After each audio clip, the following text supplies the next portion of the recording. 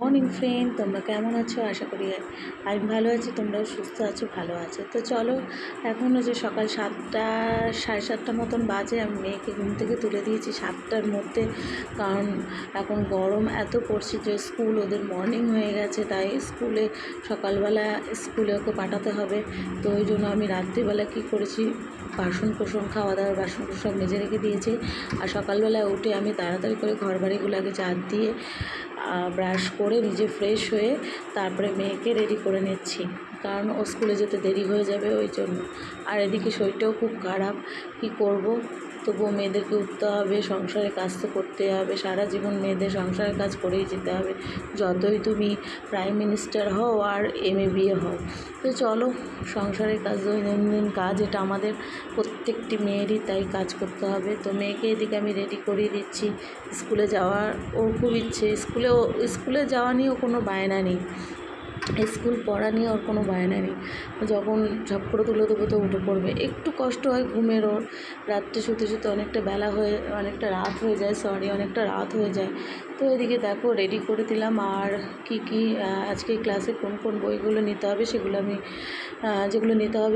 আমি গুছিয়ে দেবো, আর যেগুলো নিতে হবে না সেগুলো সব বার করে দিচ্ছি। তো আমি রুটিনটা মিলিয়ে নিই কী আছে আজকে। মেয়ে তো দেখো হাই তুলছে, তবু বলবে না যে আমি স্কুলে যাব না, খুব ভালো। স্কুল যাওয়া নিয়ে ওর কোনো বায়না নেই, কিন্তু একটা বায়না ওর খাওয়া নেই, ভীষণ খাওয়া নেই ওর। আমি জানি না ওকে আমি সকালে কী খাওয়াবো, বলতে পারছি না তোমাদেরকে।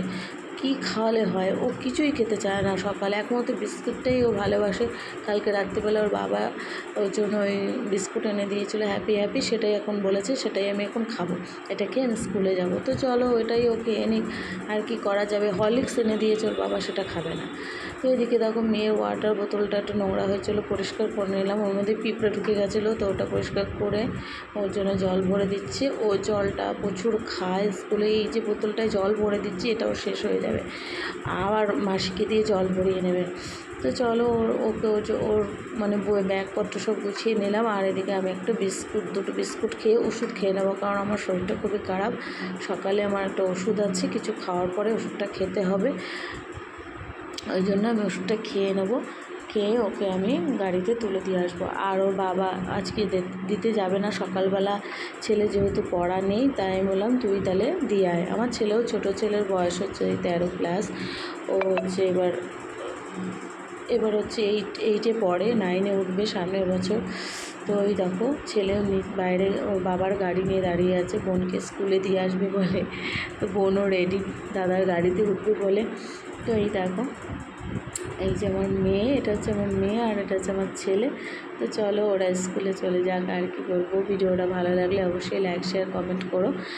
আর এই দেখো এখন চলে যাবে দাদার সাথে স্কুলে, আবার সে আসবে 10টার সময়।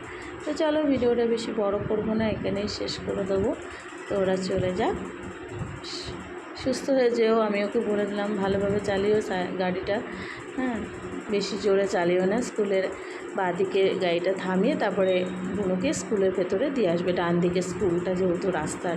তো ঠিক আছে, চলো, টাটা, বাই বাই।